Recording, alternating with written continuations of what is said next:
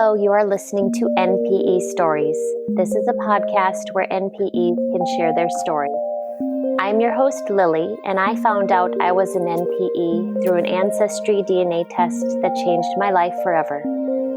NPE is a term that stands for not parent expected or non-paternal event. This means that one or more of our parents are not who we believe them to be. NPE Stories is a podcast where NPEs can share their story of what their original family was like, how they found out they were an NPE, and what their journey has been like since the day they found out. Welcome to episode 15, where today I am talking to Kelly. Hi, Kelly. Hi, Lily. How are you? Good. How are you doing today? I'm good, thank you. And I'm sure you know the format of how this works, but Today I'll just have you share what your original family was like. Want to talk about your childhood, and then you can go ahead from there whenever you're ready to tell us how you found out you were an NPE. Okay. I grew up in a small town in northern New Jersey, and I had a half-brother who I always knew was a half-brother, who was 15 years older than me. I didn't really know until I was a teenager how we became half-brothers. I learned that his father, my mother got married right out of high school. They had him, and he left. He walked out when he was about 18 months old, never to be heard from again. So he abandoned them. So my mother raised him as a single mother in the 1950s, which was, pretty rare at that time. And she had declared him dead when my brother was about 7 years old, although she knew he was still living. And growing up, so he was my only sibling. I had a mother and father, and I always felt like I never fit in anywhere. With my family, I felt like I didn't fit in because they would talk about the good old days when they lived in Brooklyn and stories like that. I felt like I didn't fit in at school. I always felt like I was on the outside. Pretty much anything in my life, I just never felt like I was part of it. We didn't see our extended family much. I had one aunt that lived in Brooklyn, an uncle who lived in Rockaway, New York, and another aunt that lived in Albany on my mother's side. And I was pretty much kept away from them a lot. Again, never understood why. Just figured that's the way it was. I grew up, I left home, went to college, got married, I now have 3 children. My mother passed away in 2006, and the man who I thought was my father passed in 2012. And while I was cleaning out their house, I found an envelope that contained a marriage certificate that was theirs, but it was dated for 1988. I was 23 years old in 1988. So apparently they never got married until I was 23. Though they had always lived as being married. And in the envelope was also a letter from an attorney that said that they had lived as common law man and wife, thinking it was legal, and that those years should be counted towards their marriage. So that was a shock. That was the first shock. Wow, yes. And I never knew why they never got married. I did find out later that they decided to get married then because my father was entitled to a pension. And had they not been able to show that they were married, they would, my mother wouldn't have been able to get her portion of the pension had he passed first. Oh, I see. But again, I don't know why they didn't get married back in 1964. So, I dealt with that and, moved on. And then I started hearing about people doing their DNA testing and finding out like they had little portions of a nationality they never knew about. And I thought I was fascinated. So on Christmas of 2016, my husband gave me an Ancestry DNA kit. And he told me, that he's a researcher, so he researches everything. And he's like, well, I researched all the companies and I felt this was the best one. So I did it. And I got my results back in the beginning of February. And I got a message. It was at night. I had already put I had two children at home. My husband was out of town and I had put my two kids to bed. And then I noticed I had a text message saying my results were in. And I opened it up and saw that it said I was 49% Irish and 48% English. My father, who I thought was my father, was 100% Swedish. His parents had come to the US from Sweden in the early 1900s. But it didn't really hit me then. I was just like, oh, wow, I'm more Irish than I thought. And then the next morning, I was driving my daughter to school. She was 18 at the time. And I said to her in passing, oh, it turns out you're more Irish than we thought. And she goes, what do you mean? And I said, well, I'm 50% Irish. And she's like, oh, okay, that's nice. And then all of a sudden it hit me that if I was that Irish, then there was no way that who I thought was my father was my father. So I didn't say anything to her.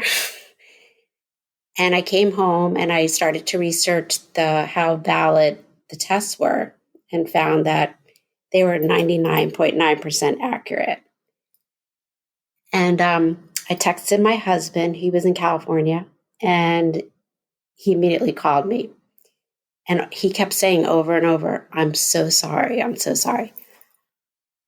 And I kept saying, you have nothing to be sorry for. I'm actually glad I know. And the question's now like, what happened? Who was my father? And I said, I have no doubt that these results are right because my parents, I've already learned they've lied to me. So what would make something else? After that, the following day was my half brother's birthday. So I was going to call him anyway. So I called him and I said, I told him what happened. And he just said, huh. And I said, well, I have some questions for you. And he's like, all right. And I said, was mom dating anyone before she got together with Lenny and had me? Was there anyone else in her life? And he said, well, that was a really long time ago. And I said, yes, I'm well aware of that. I really have to think about it. And so I questioned him, like, why do you have to think about it? Either she was or she wasn't. And he said, can I just call you back tomorrow? And I felt like I had no choice because I didn't. So I said, sure. And he called me back the following day and he said, yes, she was dating someone. But I'll tell you right away, you're better off with being raised by Lenny. And I said, why? And he said, well, I don't think he was like the marrying type of guy. And I think, Lenny did a good job of taking care of you and providing for you. So I think you should just be relieved that that's how it worked out. And I said, well, that doesn't help me right now because I want to know who it is. And he said, well, all I remember is he was a roofer. He worked some kind of construction and he was Irish. And I said, well, what was his name? And he said, I don't know. It was some Irish name. And I said, well, you don't remember the name? And he's like, no. And then he said, well, it was probably like a Connor or O'Connor, maybe McConnell. And I said, it was Connors, wasn't it? And he goes, I really don't know. And I said, the reason I said that was when I was about 9 years old, I was snooping in my mother's nightstand and I found a picture of a man and he was by himself. And I asked her, I said, who is he? And she got very flustered. And she said, oh, don't worry about that. And I go, no, who is he? Why do you have this picture in here? And she said, well, that's that's somebody Connors who was a cousin of your brother's father. But I knew she wasn't telling me the truth, but I didn't press it. She was the kind of mom that, when she told you not to ask a question, you didn't ask a question. So, but I just kind of, I guess, filed it in my brain. And then it came to me that day and I said, I saw a picture of him.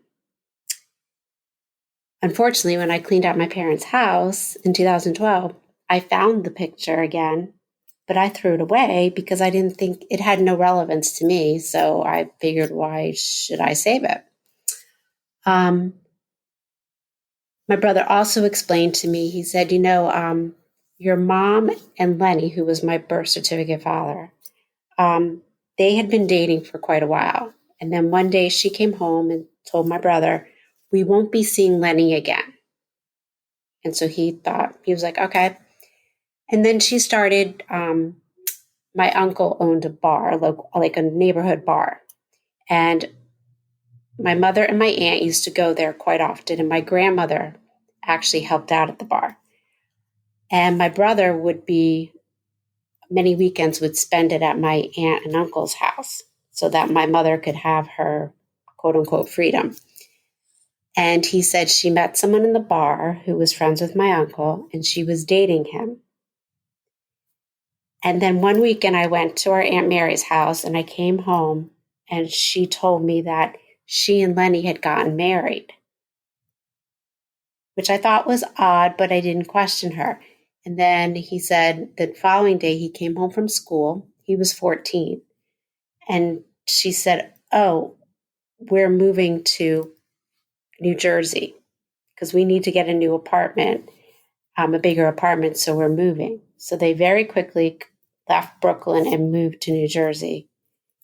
And he also told me that she changed a lot when she moved, that she became very subdued, very almost like a recluse. She was not very social. She did not go out. She just kept very much to herself. And he always attributed to, just becoming a totally different person. I had heard that part of the story before, that she changed when they moved to New Jersey. I always thought it was because she was moving to a suburban area. She wasn't in the city anymore. She wasn't working. Her lifestyle was different.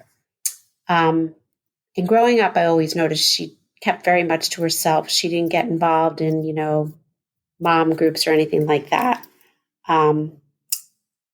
So I took that information and I started with my ancestry search. And I kind of went down on my matches and I noticed that I had a match on my maternal side who was a cousin that I had known. We had lost touch. And so I contacted him and asked if he knew anything. And he and I reconnected and we emailed and we spoke on the phone. And he said, I can ask my sister, who was very close to my mother at one point. But he said, I have no knowledge of any of it. And so he asked her. She said she didn't remember anything, but she did recall my mother was dating someone and they used to take her and my brother with them, like to go on, the amusement parks or to the beach. And then all of a sudden, when my mother got, quote unquote, married, my birth certificate father, all that stopped very abruptly. So then I kind of went through all my matches and figured out who my paternal matches were, because if they didn't match my cousin, then they were on my father's side. And I started contacting each one of them, trying to give a brief story of the timeline and if they knew anything. And there was one woman who responded to me, and her name's Kathy. And she comes up as a second or third cousin. And I told her my story, and I said, I think the last name is Connors. And so she said, well, my mother had a cousin who was Connors. Let me look back on my records. She had done genealogy research for over 20 years, the old paper and pencil way. and she would go to the library and research it.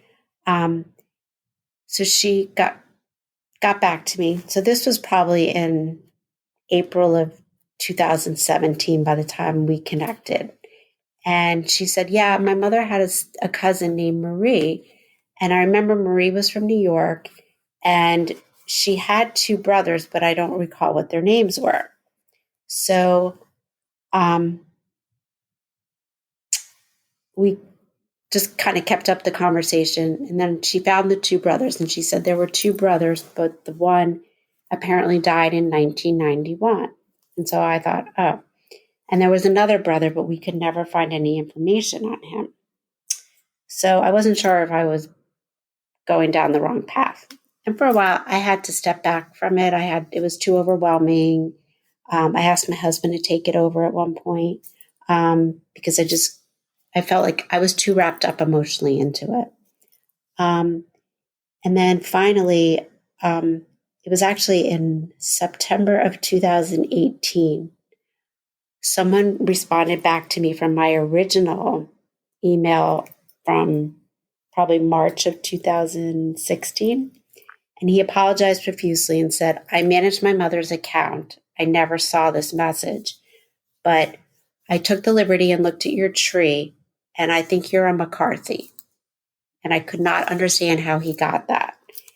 So we spoke, and he tried to walk me through how he figured out that's how his mother and I connected. So he said, you could be a McCarthy on the male side or the female side. And of course, a lot of Irish families back then had huge, numerous kids, and it was like a needle in a haystack. So he helped me tremendously.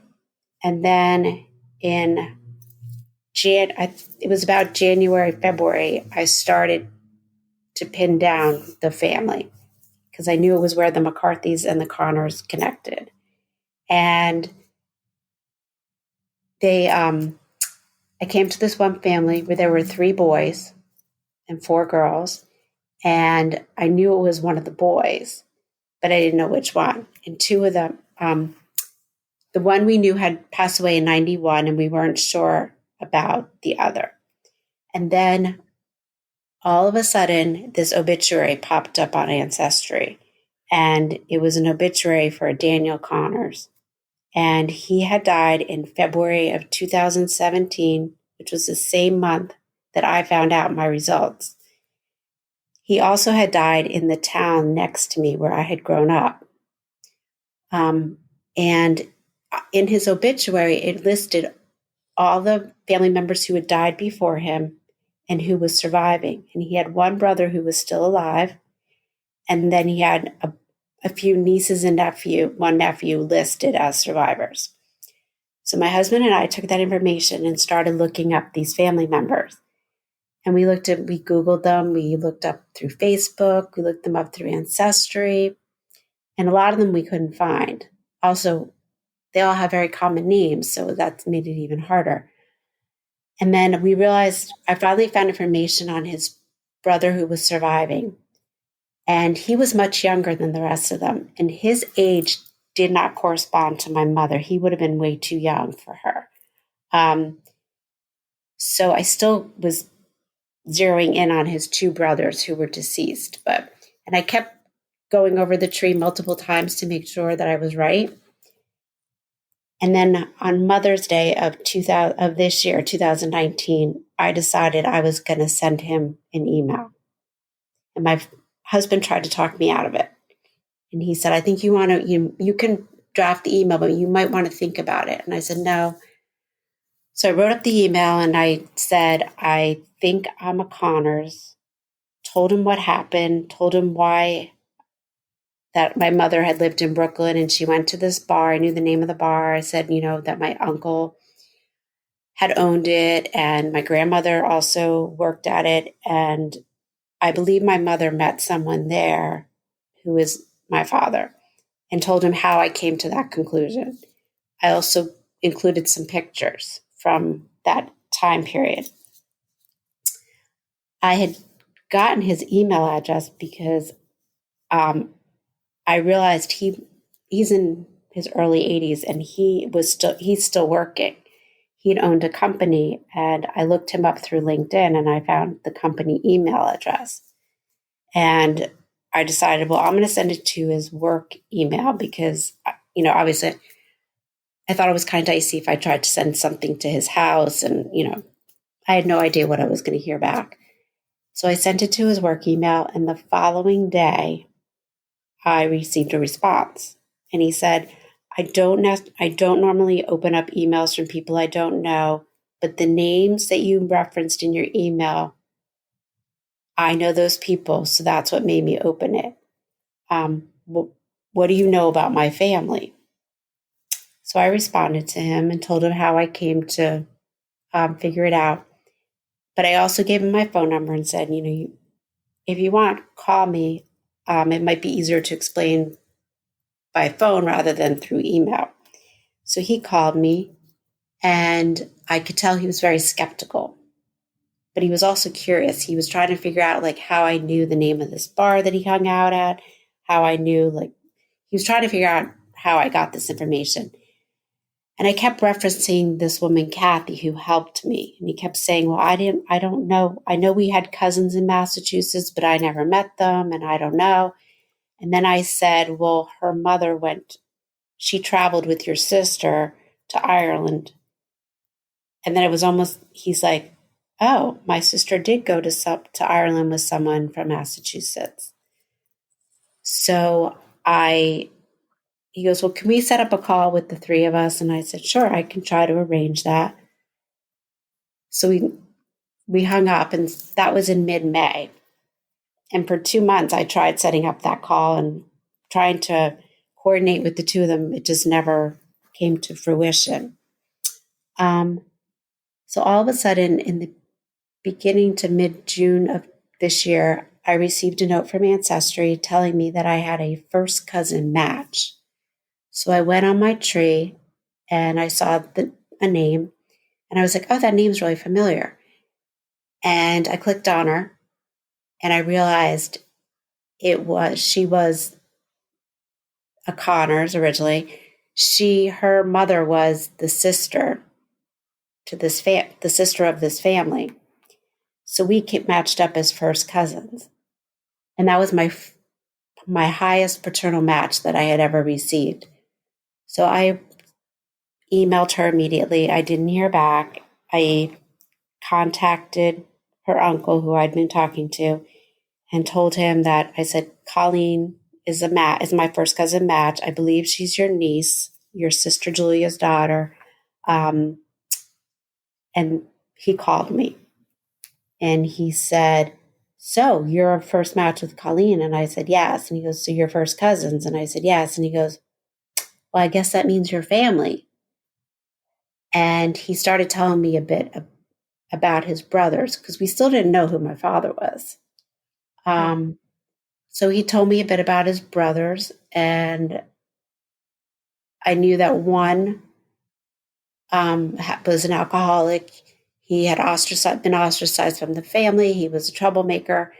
And the other was also an alcoholic, but he had a huge heart and just had a really tough time in life. So he said that, try to send Colleen another note and tell her I'll be calling her. So I said, fine.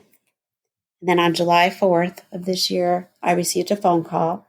And I don't know why I looked at my phone. It was a new number. But I knew, for some reason, I looked at my husband and I go, I think this is her. And so I picked up the phone, and it was Colleen. And we spoke for over 2 hours. And it turned out that we had so much in common. She's 12 years older than me. And it was just a great conversation. And I kept saying, well, I think your uncle's still very skeptical of me. And she's like, oh, no. He is not skeptical anymore. But we still didn't know who my father was. And so she asked me to send her some pictures of my mother from that time, from the mid 60s. And so I did. And she showed them to her brother. And he said, "Why are you showing me a picture of Danny's girlfriend?" And she said, "Well, you recognize her?" And he goes, "Yeah, that was Danny's girlfriend. He used to bring her over to our house all the time. Don't you remember?" And Colleen's like, "Yeah, I remember, but how do you know that's her?" And he's like, "Oh, I remember her." And he said, and then all of a sudden one day she just disappeared. I never knew what happened to her. So then we knew which brother was my father. Was Danny the one that you had found the obituary for? Yes. I see. That was your birth father. And when we found the picture, when I found the obituary, there was a picture in the obituary of when he was young. I mean, he was probably in his 20s because you could tell it was from when he was in the service. And I was looking at it, and you look at it and you say, "Oh, do I look like them?" And I kept showing it to my husband, I'm like, "Do you see a resemblance?" And he's like, "I don't know." But he goes, "But the one thing, I have like a droopy left eye that comes out, especially in a photograph." And he goes, "He's got the same droopy eye thing that you have." Oh. And I said, "Yeah, I know." And I go, "But I also think his nose is like mine because my nose was never like anyone in my family."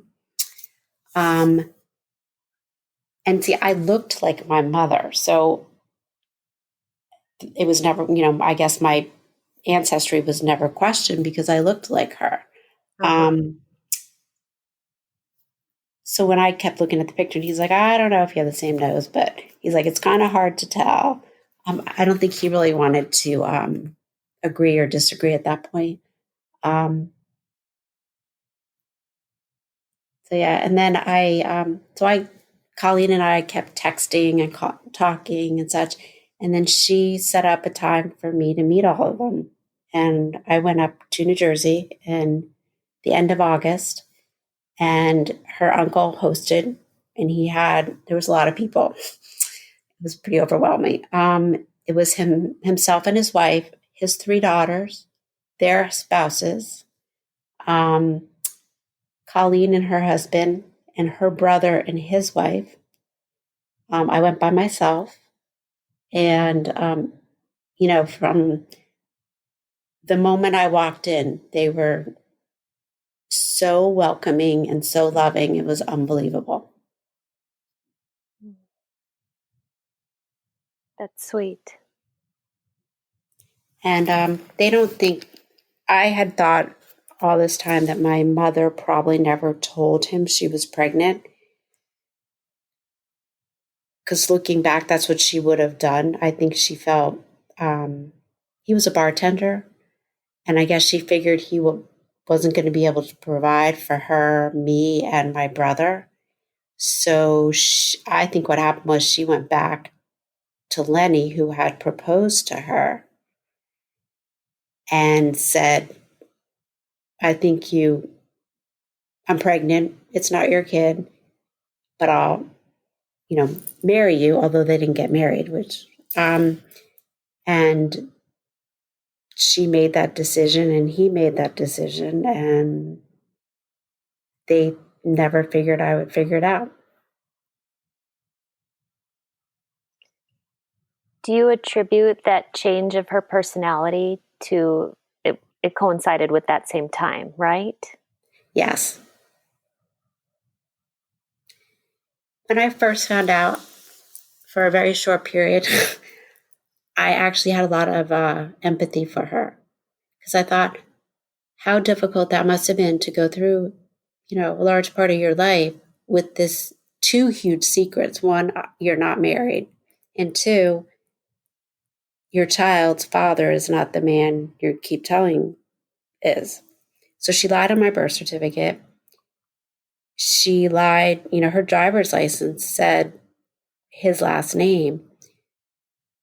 And I have to explain that this was before the Patriot Act, when you had to actually show, proof of ID. She probably just went into the motor vehicle office and said, "I got married. This is my new last name."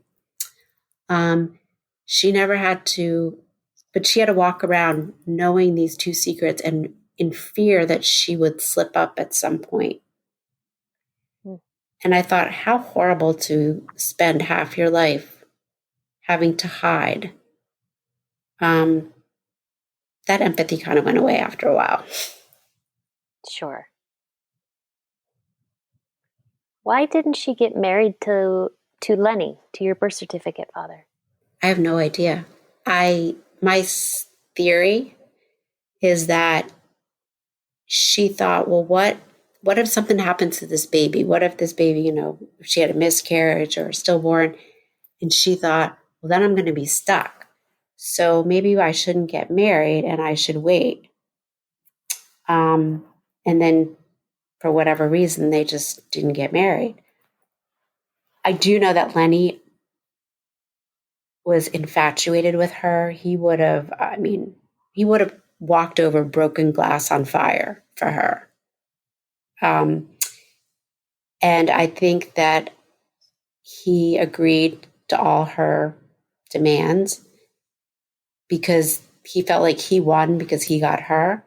I find it kind of sad, not kind of, it is sad, that he gave up pretty much a lot. He gave up a lot.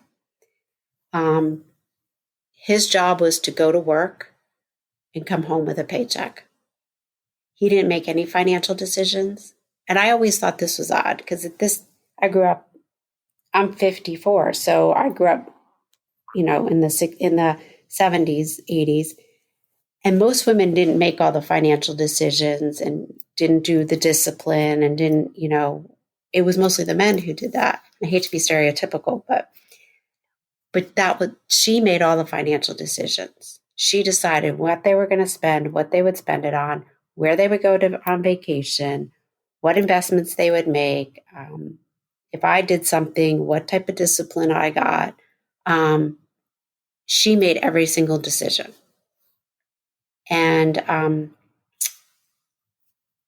maybe part of that was because, her first husband had walked out on her and maybe left her with, high and dry. So she had to figure it all out on her own. I don't know. That's what I used to attribute it to.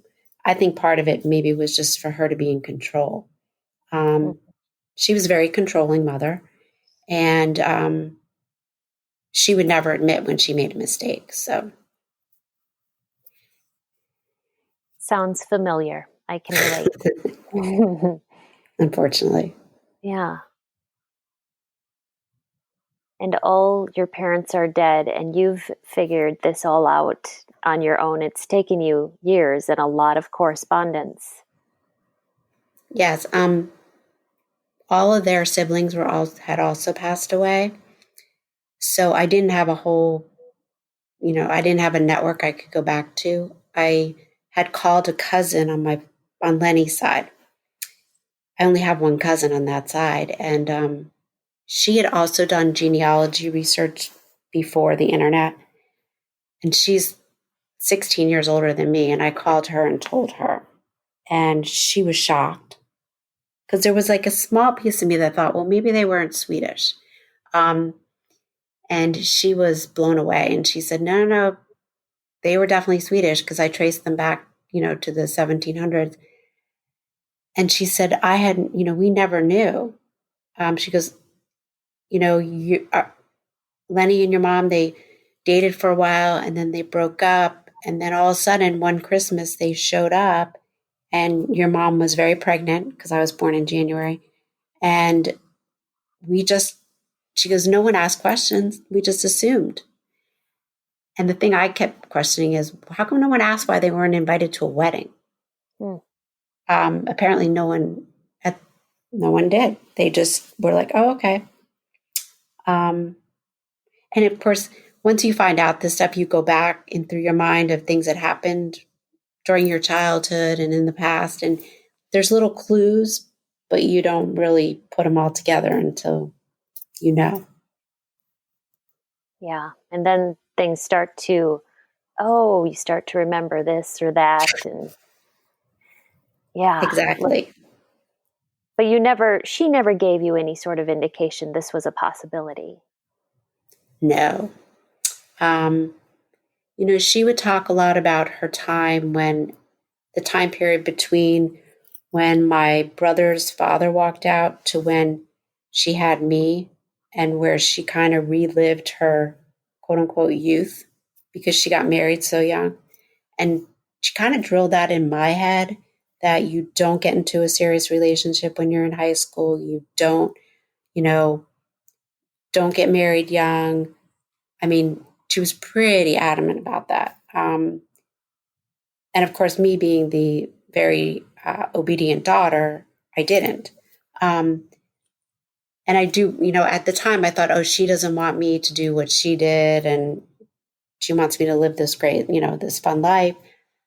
But she would always talk about that time period where she was dating these people and having fun. And it never made sense because was not the mother I knew. Like that was the complete opposite. And there was a disconnect. I just didn't understand what the disconnect was. But no, she never gave me any indication. My Lenny, my birth certificate father, there was one time where, because my big question after I found everything out was I thought, my mother had died in 2006. He didn't die till 2012. So there were 6 years where he had every opportunity to tell me. She was gone, so he didn't have to worry about her. And my husband hit it. He's like, he would have never told you because he promised her that he would never say anything. And he wouldn't want your memory of her to be soured. Mm-hmm. So he would never tell you. He never thought of telling you. And I realized he was right.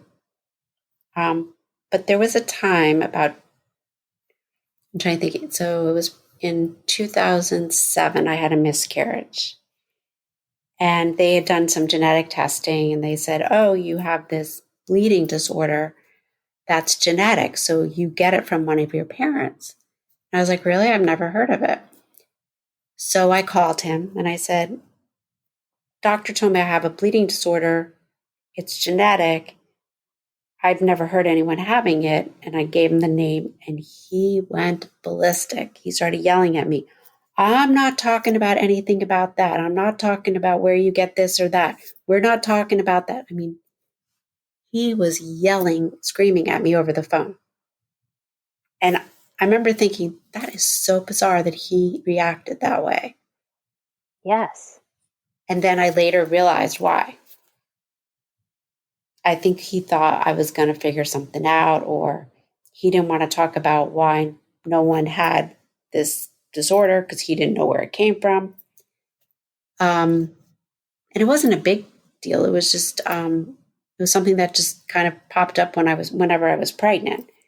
So, but I think it scared him. Yes. But it sounds like he was definitely sensitive to that. Yes, but he was sensitive to a lot of stuff. So, I get it. And he became very argumentative with me in his later years. But I think, that was the only time though that I thought anything was different, was off.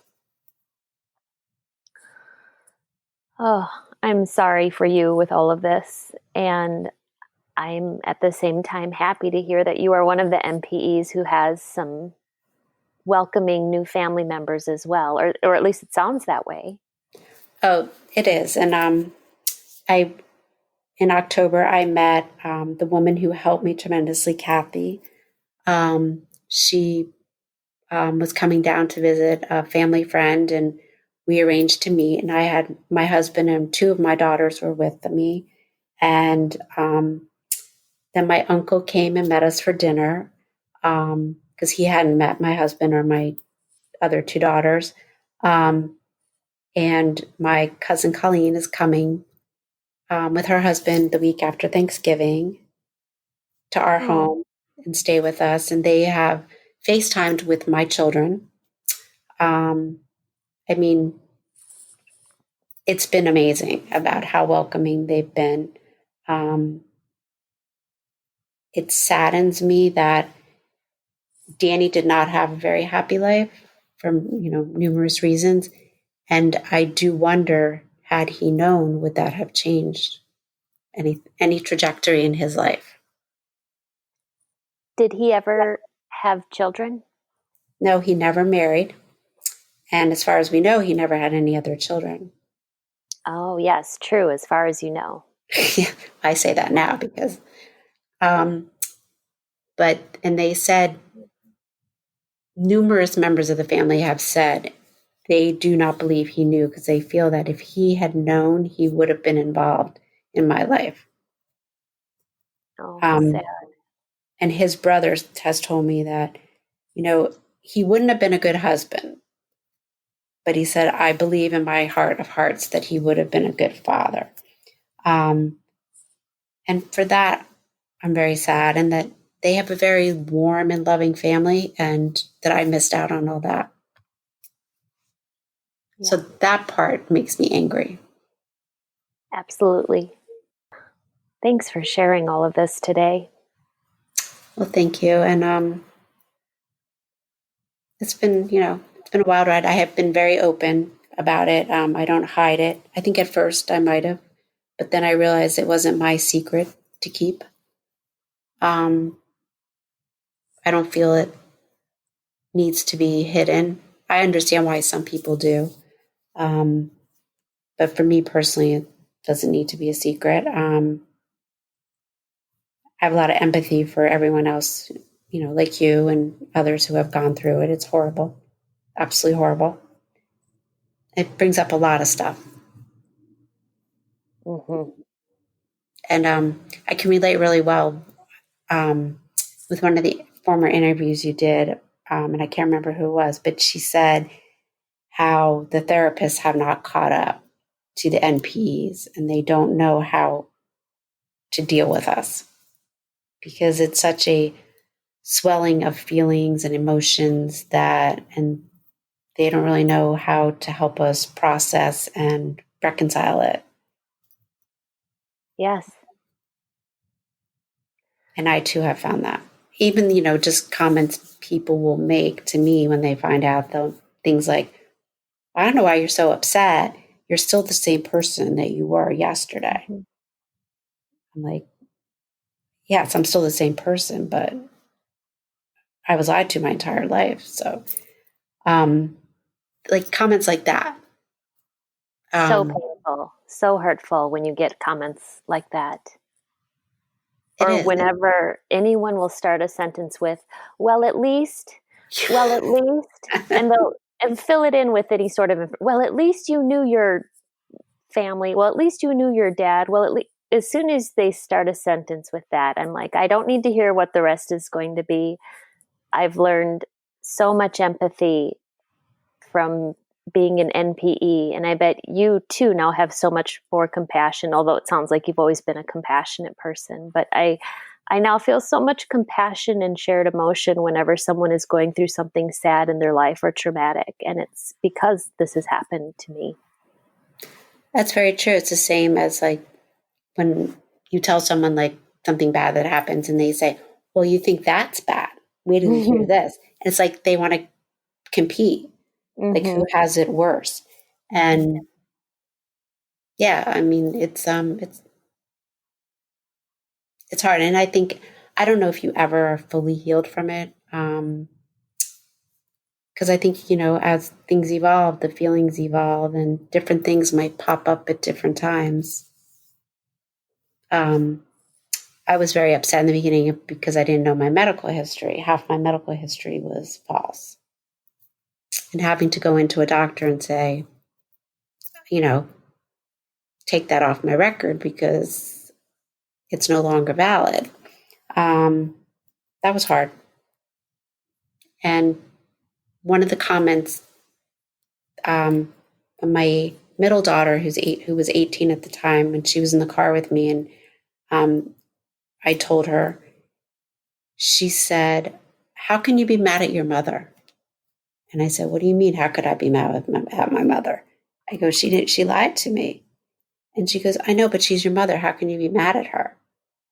And I actually had to pull over on the side of the road. And I looked at her and I said, you get mad at me. I'm your mother. So my mother lied to me. She died, but I wasn't 8 or 9 years old when she died. I was, in my 40s. So I don't understand what you mean I can't be mad at her. I think it scared her that I was angry with my own mother. And that's also been interesting is my own children's reaction. Thanks again to Kelly for sharing today. These stories are here for us to identify with. If you are an NPE that would like to share your story, email npestories@gmail.com. You do not have to give any identifying information. I am searching for more NPEs to share their story, and I'd like to hear from you. Subscribe to this podcast to hear more. Come heal with us.